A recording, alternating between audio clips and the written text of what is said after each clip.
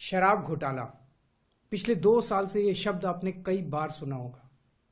2 साल से बीजेपी की सारी एजेंसीज कई रेड मार चुकी हैं, कई लोगों को गिरफ्तार कर चुकी हैं, लेकिन अभी तक एक भी पैसे का हेरफेर कहीं नहीं मिला, कहीं से एक भी पैसा नहीं मिला। अगर भ्रष्टाचार वाकई हुआ है तो इतने करोड़ों रुपए गए कहां? क्या सारा पैसा हवा में गायब हो गया?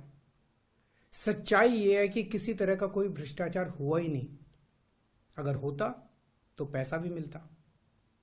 ऐसे फर्जी केस में आम आदमी पार्टी के कई नेताओं को इन्होंने अभी तक जेल में रखा हुआ है।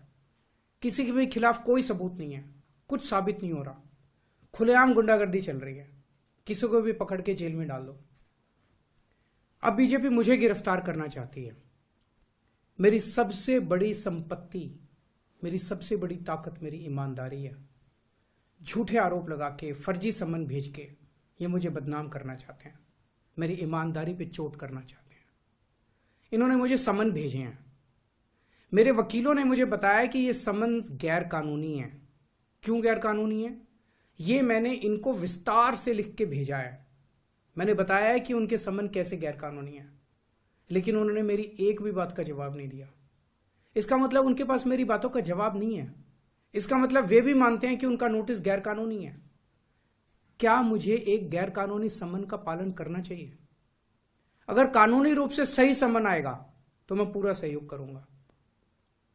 बीजेपी का मकसद जांच करना तो है ही नहीं। इनका मकसद तो लोकसभा चुनाव में मुझे प्रचार करने से रोकना है। ठीक लोकसभा चुनाव के पहले इन्होंने मुझे समन भेजा है। क्यों? इस जांच को चलते 2 साल हो गए।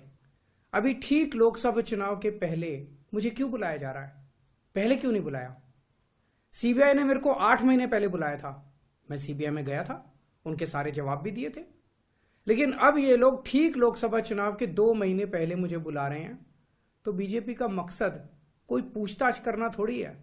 इनका मकसद है पूछताछ के बहाने केजरीवाल को बुला लो और उसे गिरफ्तार कर लो, ताकि मैं लोकसभा चुनाव में प्रचार न कर पाऊं।